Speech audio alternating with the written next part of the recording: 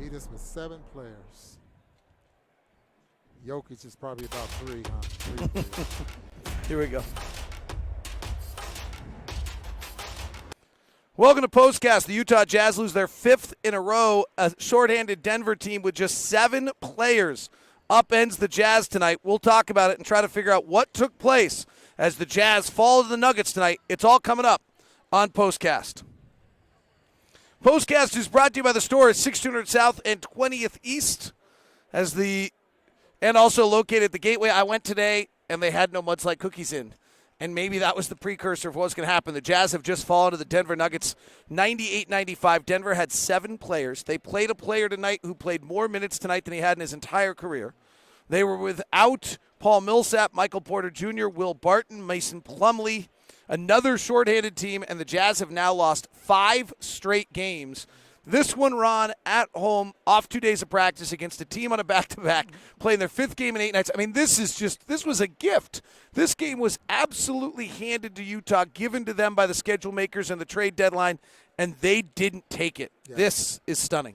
Just really didn't get after it for the most part, David. In practice yesterday, I thought the way practice went, the things that they worked on, the energy level, I thought in practice was awfully good. I just was under the impression they were just flat out we're going to be ready, regardless of how healthy the Denver Nuggets are going to be. I thought they were going to be ready and was going to win the basketball game. Our chat room is rolling right now. Why? Take me off the ledge. How do you fix the total lack of effort? You know what? I'm starting to doubt this team. These are, frankly, very legitimate feelings right now for a team that's lost 5 in a row. It should be. I mean, and now, 3-4 weeks ago, we were talking about this stretch, when we were going to meet we haven't played any of the Texas teams, and we hadn't played Denver, we hadn't played Boston. Some of those teams that are probably a little more athletic than the Jazz, but the Jazz had a system that had complemented all these players. I mean, all of that stuff we discussed, I just didn't think that we were going to run into a buzzsaw like this. And it's self-inflicted for the most part from what I can see. Mike Conley came back during this span. The opponents changed as well. The easy answer is, well, it's Mike Conley's fault. Mike Conley was pretty good tonight. How much is Mike Conley's reintegration part of what's going on here? I think it might have affected a couple of players, and probably in particular Joe Ingles, knowing that, Joe's was, for the most part, running the point. I mean, I know Donovan was considered to be, the small guard on the floor and probably doing most of it. But Joe, for the most part, is your player that sets the guys up. He's the one that was good at getting the assists and knocking down the threes when he was left, by himself. Right now, he's just not like he's not engaged in the game. How many assists did he have?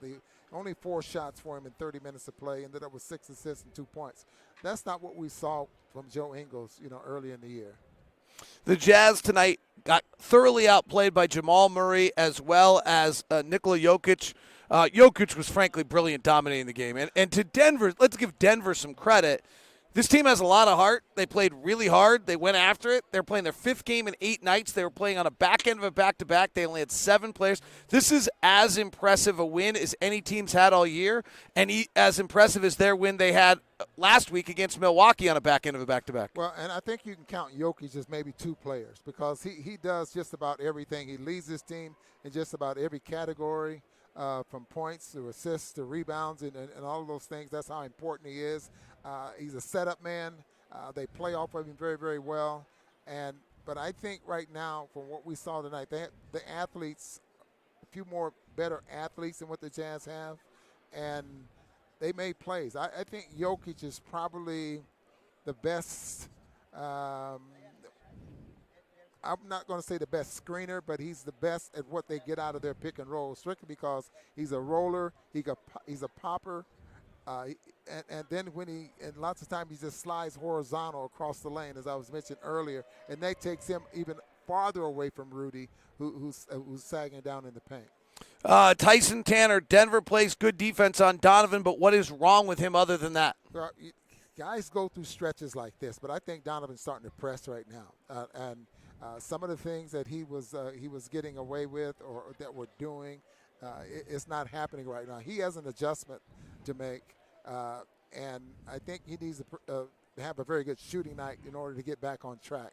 But he's got to make some adjustments here to get back on track. And I think right now he's pressing. We talked to Mike Malone before the ball game and talked about how fast scouting reports get out in the league. Has something been exposed about this Jazz team? I don't think there's any doubt that the way the small lineups are starting to filter around the league, strictly because of the great three-point shooters we have now, not just one or two guys that can shoot the three. You're talking about 5 or 6, 7 guys on a team that's a threat to shoot the three-point shot, and that's what teams are going to. Now, because of that, and then you have a small lineup, that lane is open to the point where there's dribble penetration, getting to the rim, and it's causing some problems, and that's what's causing the problems, causing the Jazz problems right now. You remember last year, maybe even early in this year, when the Jazz had problems with teams, it was the perimeter defenders, the pressure that they put on players out on the perimeter, and I don't know, David. We got to make some adjustments to take care of that. Jazz finished the night 14 of 39 from three. I mean, they're shooting the ball really well. They only had 7 offensive rebounds tonight. By the end of the night, they turned it over 14 times. I'm at a loss, honestly. The final offensive rating number tonight, I don't even know if I feel like, and this is hard for me to say because you know how much I like him. I'm not sure this is a stat night. Like, how did they not run away at some point in this ball game? They were up by 15, and they ended up with an offensive rating of, for all the talk about bad, tonight the offense was terrible. The offense is below a point of possession on a shorthanded team that should be tired.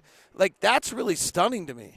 It's really, really stunning, knowing that this system is geared to have a very good offensive rating. And, boy, David, I don't know where to look. I know our three-point shooting in the second half was absolutely terrible. You mentioned the fact that – and that's happened about 4 of the last 5 games, that they get hot early, and as the night goes on, they don't shoot the three as well. And Boyan had a terrible shooting night, especially in the second half. Joe Ingles didn't get a chance to put the ball up in the air. For the most part, it was only Conley who had a very good shooting night. And interesting note, Ron, second half – sorry, I didn't interrupt you, but they go 3 of 16 shooting from 3 in the second half, but they also only go 1 of 5 in the fourth quarter. So they take 13 in the first quarter, they take 10 in the second quarter, they take 11 in the third quarter, and then they stop taking them. I thought when the Jazz went up 8 there in the fourth quarter, I thought for sure that was going to be the part of the ball game where they were going to separate themselves. I think Jazz missed a shot, and I think the Nuggets missed a shot. They got an offensive rebound. Then I think they got a 3, and all of a sudden we look around and they're only down 1 or something like that. So it's key plays there, and then down the stretch, the Jazz get a rebound. Donovan Mitchell gets a strip from the backside going up the floor. They go down to score then. I mean, it's those little mental plays sometimes just will lose basketball games for you. Well, the Jazz have lost 5 in a row, and it's tough times right now in Utah. That wraps up POSTCAST. Have a good one.